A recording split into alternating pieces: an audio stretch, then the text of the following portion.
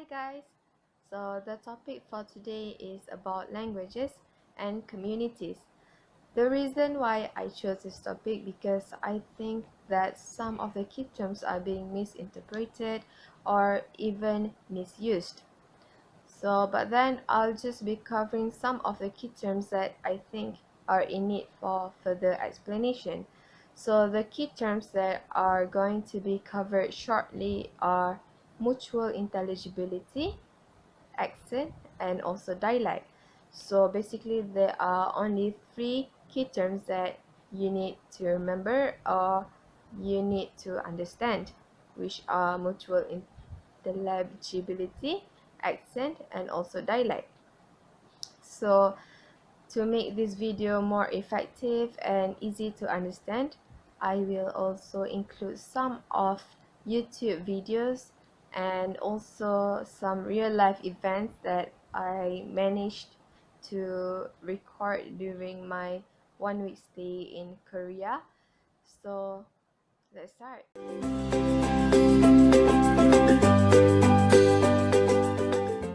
Okay, the first key term is mutual intelligibility.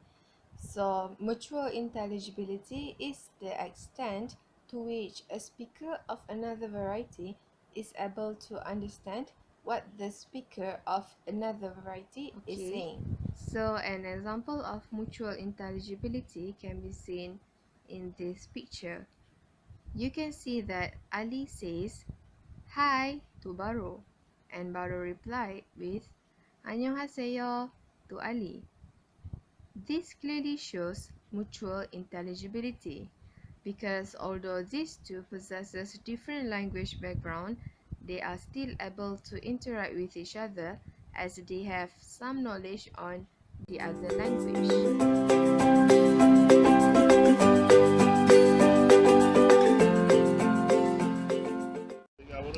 This way. Okay. Yeah, this way. 5 meter. 5 500 meter. 5m에서 여기서 레프트 디스코. Right. 라이트, Okay. 라이트. 있어. 바로 앞에. 딱. 딱. 오케이. 오케이.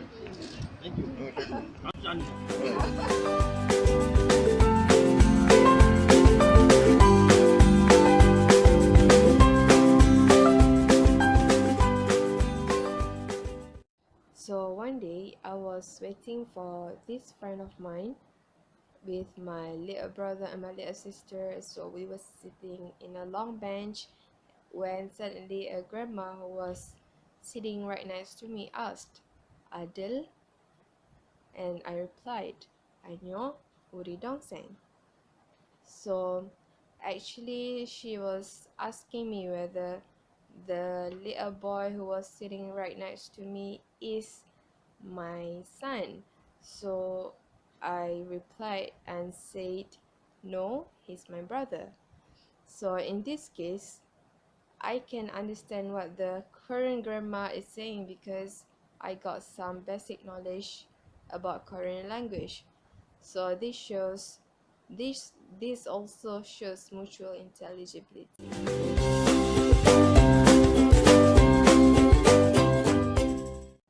The next key term is accent.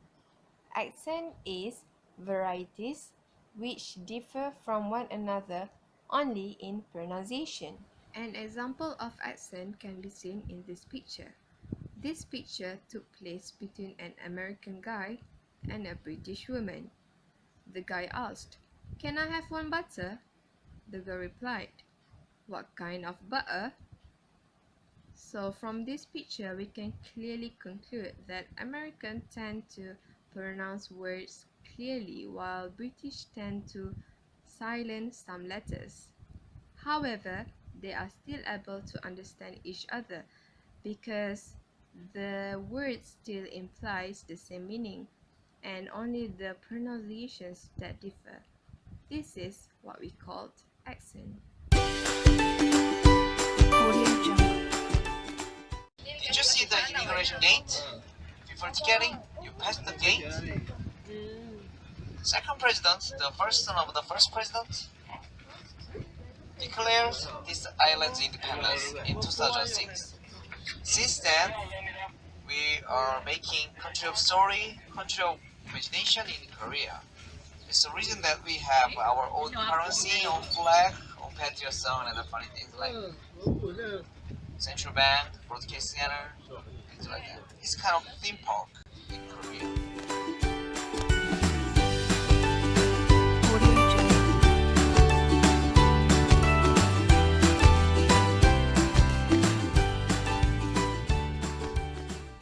So when I was doing my foundation, I had this grammar lecturer who got a British accent which she acquired from studying in England long time ago.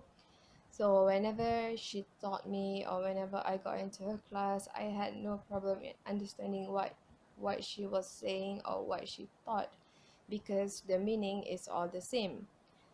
And I quite enjoyed her.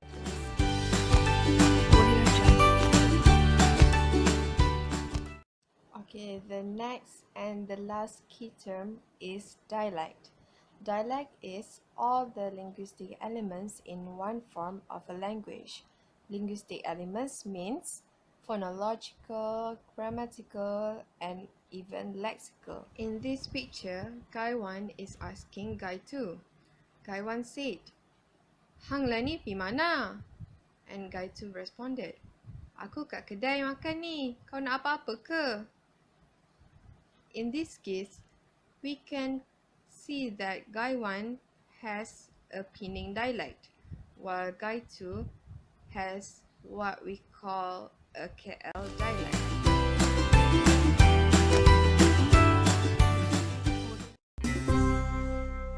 How to say I'm very thirsty in Australian. Dry as a drover's dog. Very thirsty.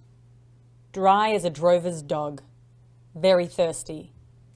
Now you try. For example, you might say, "Get me a beer to quench my thirst, I'm dry as a drover's dog." You might also say, "Oh mate, I was out on the piss last night and I'm so hungover, I'm dry as a drover's dog. Get us a glass of water, will ya?"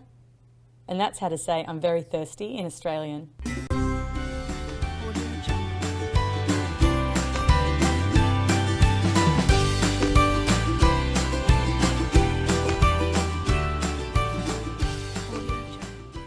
Back then, when I was in high schools, I got these Cantonese in my class. So whenever they try to speak in their dialect or Kelantan dialect, I cannot understand a thing they were saying because I wasn't exposed to other dialects, and also the linguistic elements are very different. So that's what dialect is, right? You're not supposed to understand what others is saying because the linguistic elements that they have is different from the linguistic elements that you have. So if you want to understand them, you may need to learn their dialect or understand their linguistic elements.